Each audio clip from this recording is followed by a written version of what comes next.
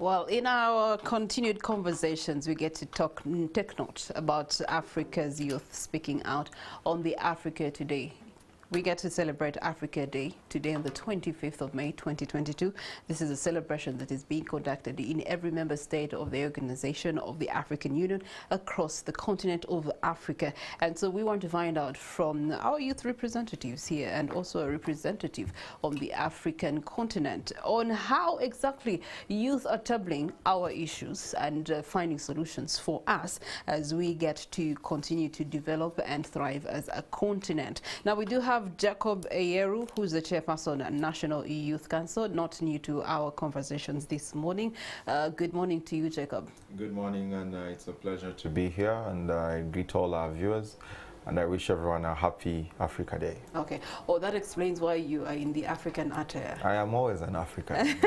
So your attire is called what? The attire wasn't made yesterday. I don't think in Uganda we have specific naming for African attire.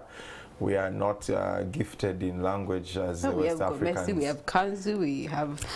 Yes, but most times you'll just say this is a African wear. Okay, yeah. All right. Next to Jacob is a gentleman from Ghana, and he's called Bening Ahmed Wisichong, which I've come to learn it's God's love, means God's love in Ghanaian language.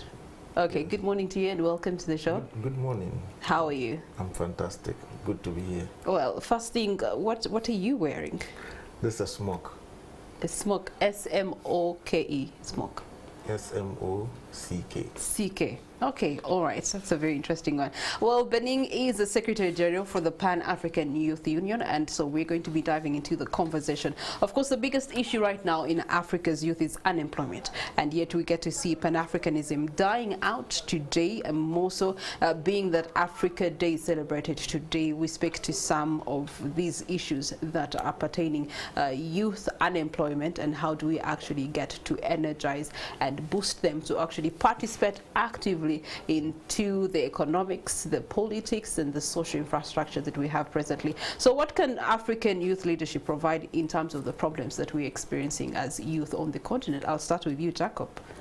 Well, I was hoping you start with Ahmed. No. He's more continental than I am. We have to first look at it from home before we yes. get to look at how it's being handled on the continent. So I think that one, African youth leadership has the opportunity to create the future of Pan-Africanism. Very many times when we're talking about Pan-Africanism, we are talking about experiences of the past. And you will find that the strongest advocates for Pan-Africanism, our head of state here being one of them, present Pan-Africanism from the days of struggle. And it's true and fair that the struggle in Africa at the time Pan-Africanism was being created was a struggle for self-determination. But as Africa has progressed and Africa's nation states have become independent, 40, 50 and 55 years average for many of the African states today, it is imperative that the conversation on coming together as Africa is not a conversation that says we are giving ourselves history to encourage us to move forward. I think it's supposed to be a conversation that says there is something in the future that requires us to come together. And I think that's the conversation that would be attractive to young people. So young African leaders need to craft the conversations of why we need to come together for what nature of future, which would really be a way of scenario planning of the future of Africa. In the past, Africans did not scenario plan. When African chiefs were taking on gold, giving out gold, they did not know that giving out labor force was going to always affect the African capacity to develop. They did not know that trading their people for enrichment in terms of guns and some of the things that only came from the seas was a challenge to our day. But today we have the opportunity to be able now with a global network, now with a conversation across borders, and with the tools of our generation, social media and all, to predict the direction generally of the continent, predict the direction generally of the globe, and be able to place Africa 50, 60 years from now and question ourselves, what will be our voice, what will be our say. In those years, many of the people that speak about Pan-Africanism from the 1950s and 60s will no longer be with us. And so it will be us who will be talking about it to the young. What shall we be telling them? But what shall they see about Pan-Africanism? I think that's, for me, the most important thing. Because today, Pan-Africanism at times is seen as a defense of challenges of older statesmen in Africa.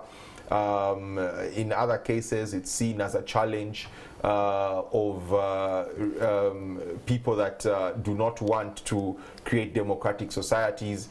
They can tie on to Pan-Africanism. And countries that have tried to do both Pan-African adventure and work with what would be the best globalization idea today have been challenged by the globalization agenda. Okay. Yeah. All right. So that is really what I think. Oh, thank you so much, Jacob. Turning to you, Bening, in your secretarial capacity, where you stand, from the continent's perspective, what are the communal challenges that Africa as a continent is facing in regards to youth? Thank you so much. Thanks for having us on your show. And as Jacob said, I would want to start off with what we really understand by Pan-Africanism, because often it's a fanciful word, and so people look at it as some exciting statement or word that they just need to identify with. But in essence, I think that it simply talks about African collectivism, African integration, and African collaboration. And so you would realize that as a continent, we are only strong, we are only resilient together. And as individual states, we just really do not exist in terms of the global scheme of things. And that's why, for me, every young person, every state, everybody that is mindful about the sustenance and existence and welfare of the continent must begin to rethink the kind of partnership collaborations that we have. And coming to talk about the problems that we face, I think that they are homogeneous. And if you start from West Africa, you talk about the wars, you talk about hunger and starvation, you talk about unemployment, you talk about threats to democracy itself. And when it comes to young people, we speak about our exclusion, be it systematic exclusion from the economic processes. And so these are issues that, for me, are not peculiar to Uganda, Ghana, Rwanda, Ethiopia, or Nairobi, or Kenya. And so when we begin to speak about Pan-Africanism, it encompasses how do we collectively address these challenges, because if there's something happening in Burundi, it's definitely going to affect Uganda, or if something happens in Congo, it definitely would affect Cameroon or other countries within the Central African region and even East Africa. And so for me, the idea of Pan-Africanism is about our collective sustainability. How do we unite as a continent to harness our natural resources? Because if you take all the countries on the continent now, be it the gold, be it the oil and gas, the countries that are actually beneficiaries of these resources are non-African, reason being that we aren't able to unite to harness our human capital potential. And so Uganda may have all the natural resources that is required, but when it comes to appropriating those resources, you will take the French companies, the American companies, and for me, we really would need to understand as a continent that we are better off synergizing, uniting, standing for one common purpose if we really want to address the many challenges that we are confronted with. You want to speak about an issue of the conflicts on the continent. We can only address these through a Pan-African approach. The reasons being, Congo, for instance. Congo can never address the issues of conflict within by itself. There are people that are more interested in Congo being at war with itself than being united. There are people that are interested in Uganda being in conflict. There are people more interested in destabilizing the Sahel. Why? It's much easier for them to come in as intervention forces and use that as a basis to steal all the resources.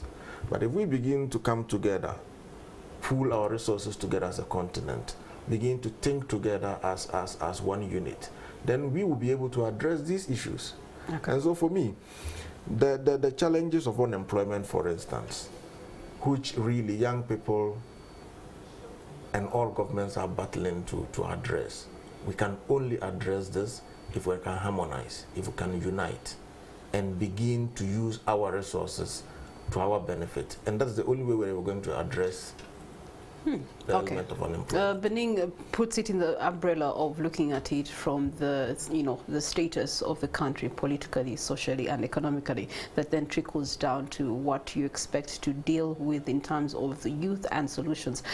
Jacob, you did mention scenario planning for the youth. Liberation, we have all agreed in 2022, it's a song of the past. How do we create a new song? How do we write a new song, especially in the creating a planning that is engaging for the young people? Because the reality of the matter is, even if we say one of the challenges, for example, unemployment is high in the young people, it's not really that there's no work to be done, but it's that they feel it's not the kind of work they should be engaged in, one.